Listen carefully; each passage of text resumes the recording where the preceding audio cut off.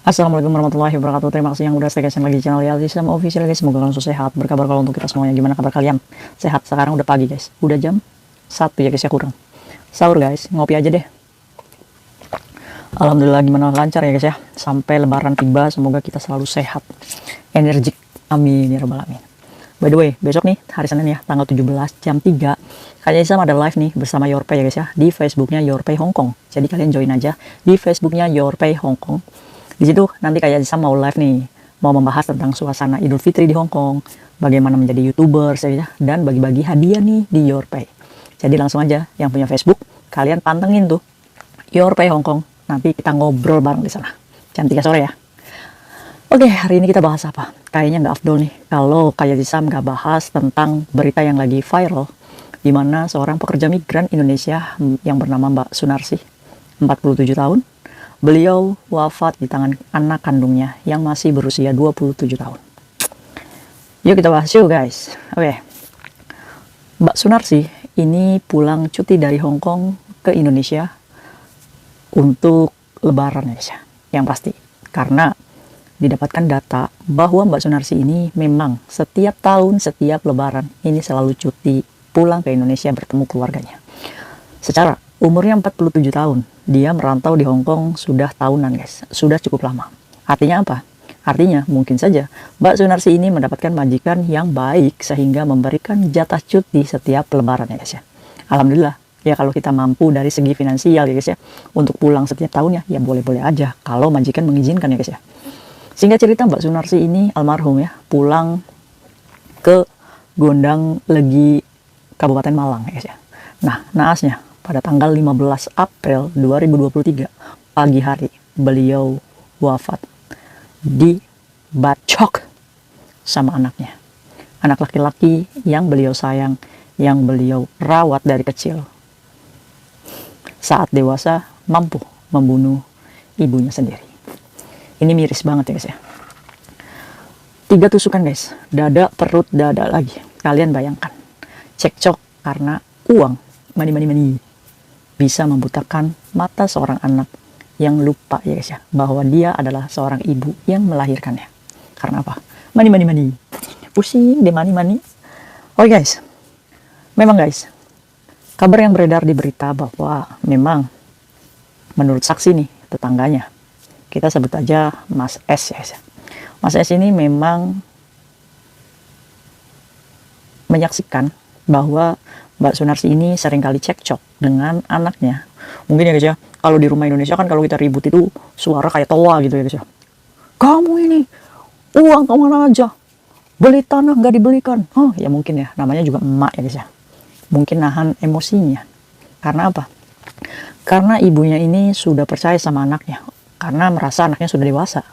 Tapi yang jadi anaknya ini tidak menjalankan amanat orang tuanya. Sehingga apa? Sehingga orang tua ya kecewa ya guys ya.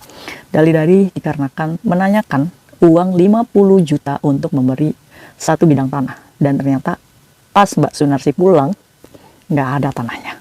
Bye-bye. Uangnya pun lenyap. 50 juta mungkin bagi Mbak Sunarsi itu sudah cukup besar sekali ya guys ya. Apalagi untuk sebuah aset masa depan. Toh nanti ujung-ujungnya juga pasti buat anak lagi ya guys ya. Tapi yang jadi anaknya ini pengangguran, nggak punya kerja. Jadi saat pengangguran mendapatkan uang 50 juta, ya habis ya guys ya. Ada aja itu. 50 juta itu ya, kita kerja di sini mati-matian. Tapi kalau kita sudah kirim ke keluarga Indonesia, udah kayak air aja. Hilang set gitu, entah kemana. Kwitansi nggak ada, laporan juga nggak ada. Kalau misalkan pengen tahu larinya kemana, ya ke WC. Kok ke WC kak? Ya iya, jadi TA1. Susah.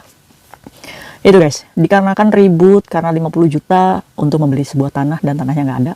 Cekcok setiap hari, akhirnya memancing emosi sang anak karena masih labil ya guys ya. Pengangguran, di ngomong nggak enak, mungkin kasar. Ya udah, ke dapur, ambil pisau, tusupin. Cik. Akhirnya meninggoy. Nggak ada guys, nggak terselamatkan. Langsung di hari itu juga anaknya diringkus Polda Jatim ya guys ya. Ya, begitulah guys, cerita yang beredar ya guys ya. Nah, begitulah guys, kasusnya. Sepele. Ya sepele. Karena apa? Ya uang. Untuk itu pelajarannya apa guys? Oke, pelajarannya yuk kita bahas. Saat kalian merantau ke luar negeri, untuk para ibu-ibu nih di luar sana, yang mungkin sudah tidak memiliki suami dan menitipkan anaknya ya guys ya, besar dengan orang lain di rumah. Yang harus kalian tanamkan adalah jangan manjakan anak kalian dengan uang berlebihan. Kasihlah secukupnya saja. Oh yes, saat dia umur 22 ya lepas SMA lah ya guys ya, kita kan sudah memberikan, orang tua itu sudah memberikan bekal ijazah ya guys ya. Suruh dia itu kerja, untuk cari kerja. Kalau misalkan susah kak, anak zaman sekarang itu nggak mau kerja kak. Iya ya guys ya, inilah problem dimana laki-laki di Indonesia itu ya banyak yang nganggur, nggak mau kerja kasar, nggak mau kerja kuli ya guys ya. Nah ini yang menjadi masalah orang tua di sini. Sedikit-sedikit mak minta uang, sedikit-sedikit mak handphonenya ganti, sedikit-sedikit mak ini, mak itu. Dikira di sini kita enak-enakan aja ya guys ya, padahal enggak ya guys ya. Aduh, untuk menghadapi anak seperti itu, menurut saya abaikan aja. Kita bantu semampunya untuk biaya hidup saja. Misalkan dia nih satu rumah, anak saya misalkan sama neneknya atau kakeknya, berarti 3 orang yang tinggal di situ, berarti kita harus atur. Oh, kalau sehari 100.000 untuk makan, berarti 1 bulan itu 3 juta. Berarti 3 juta itu kan sekitar 1.500 ya guys ya. Ya kita sumbang aja 2.000 atau 2.500 kita untuk biaya hidup mereka. Cukup nggak cukup, mereka harus ngatur sendiri. Terus kita ngomong sama anaknya, kamu sudah besar, ya udah, kamu cari uang sendiri. Ditegakan guys, apalagi orang Jawa ya guys ya. Sebenarnya orang Jawa itu paling tega untuk membiarkan anaknya itu mandiri. Buktinya banyak lamongan-lamongan yang kerjanya itu pemuda-pemuda. Karena apa? Karena menurut teman saya yang tinggal di Jawa, itu kalau udah SMA, itu disuruh keluar sama orang tuanya, cari sendiri, usaha sendiri. Bener nggak guys? Nah itu, makanya kalau sudah memiliki bekal ijazah, kalau dia tetap nggak mau kerja, biarin aja. Jangan cukupi untuk makan saja dan membantu keluarga yang ada. 2.500 oke lah untuk membantu ya guys ya. Sisanya kalian pegang, tabung sendiri, buka rekening Indonesia atau rekening Hong Kong ya guys ya, ditabung. Nah masalahnya kalau ada yang menjual tanah ya guys ya, murah, diiming-imingi oleh anak atau saudara, mumpung tuh tanahnya itu dijual harganya segitu murah, ayo dibeli. Nah kita kan kalau misalkan ditawari tanah murah, kita ini akan tergiur ya guys ya. Iyalah mumpung murah, mumpung saya juga punya uang, masa sih saya nggak percaya sama keluarga. Ingat, masalah uang, keluarga itu harus dibedakan, meskipun itu suami, itu anak ya guys ya. Dan kita harus pintar, kalaupun kita harus membeli tanahnya si A misal, nah kita hubungan langsung sama si A. Untuk transaksi pembayaran juga langsung sama si A. Orang rumah tinggal menerima kwitansi pelunasan aja guys. Itu ingat. Jadi jangan dikasihkan uangnya kepada pihak keluarga untuk membayarkan pelunasan tanah. Itu salah. Karena apa? Saat keluarga diberikan amanat uang yang begitu banyak, maka syaiton itu akan membisiki mereka. Udah dipakai aja, nanti diganti, nggak jadi beli tanahnya. Oke guys, jadi pembelajarannya, kalau kalian memang ada ditawari tanah murah, misalkan 25 juta, kamu ngomong sendiri sama yang punya tanahnya, nego langsung. Kalau sudah transaksi deal di angka 25, kalian transfer uangnya langsung ke yang punya tanahnya.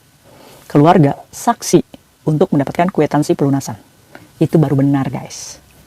Nah, terus yang kedua, kalau bisa, selama kamu masih belum pulang ke Indonesia, ya udah aja, duitnya disimpan aja.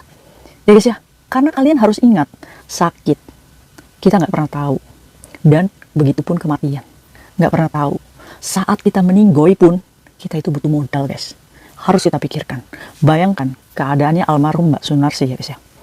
Dia pulang cuti, perkara uang ribut, otomatis dari finansial beliau ini belum berhasil ya guys ya. Iya kan? Sedangkan beliau wafat di tangan anaknya sendiri, otomatis pihak keluarga akan mencari dana untuk proses penguburan, memberikan sholawat, tahlilan ya guys ya. Itu pun butuh modal. Maka dari itu, warning kepada pekerja migran yang mendengarkan video kayak Jisam ini, belajar nabung mulai sekarang. Jangan berpikir kalau kita itu akan sehat terus ya guys ya. Ingat, sakit dan mati pun kita butuh uang. Jangan merepotkan orang lain. Kita sebagai pekerja migran, kita harus mandiri, memprotek diri sendiri. Ya guys ya, jangan mengandalkan keluarga kita. Jangan mudah percaya. Lebih baik kita jaga uang kita sendiri. Bantu sesuai kemampuan dan kebutuhan mereka. Jangan memanjakan mereka dengan uang. Oke guys. Sebenarnya, pekerja migran, kalau bisa mengelola uang dengan baik, 2 tahun juga bisa berhasil. Sayangnya, kita di sini terlalu percaya sama teman, terlalu kasihan sama teman, terlalu nggak bisa nolak kalau teman kita pinjam uang. Itu kelemahan kita ya guys ya. Terus kita juga terlalu gengsi. Kayak Jisam pakai baju 15 dolar guys. Jujur ini 15 dolar. Tapi apakah ada yang melihat kalau harga baju kayak Jisam itu 15 dolar? Nggak ada. Jadi buat apa kita hidup memenuhi gaya hidup ya guys ya. Hidup sederhana aja, yang penting kita nyaman. Oke, pembelajarannya itu ya guys ya. Kita berdoa ya guys ya untuk almarhum Sunarsi, semoga amal ibadah dan iman Islamnya diterima. Ya, meskipun beliau tidak bisa kembali lagi kepada majikan di sini, menjadikan pembelajaran untuk kita. Saat kalian cuti ke Indonesia, usahakan kalian cuti untuk have fun bersama keluarga, untuk bersyukur, bersilaturahim kembali. Ya, kalau misalkan memang ada sesuatu yang harus dibahas dengan keluarga, masalah uang, usahakan dibahas, ada saksi, ada orang di situ, banyak orang di situ ya guys ya.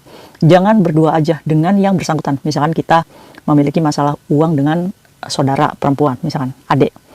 Usahakan membahas itu harus ada orang ketiganya. Jangan berdua aja ya guys ya. Karena apa? Karena kalau berdua, yang satunya setan yang membisiki. Udah bunuh aja, udah bunuh aja. Nauzubillah min dzalik ya guys ya.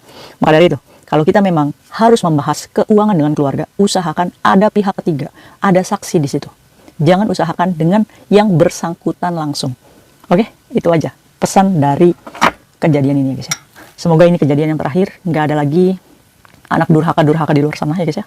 Semoga kita bisa rukun, damai dengan keluarga, dan keluarga juga bisa mensyukuri dan menyayangi kita ada apanya kita ya guys ya. Ada apanya apa adanya nih. Ya begitulah. Oke, see you next video. Assalamualaikum warahmatullahi wabarakatuh.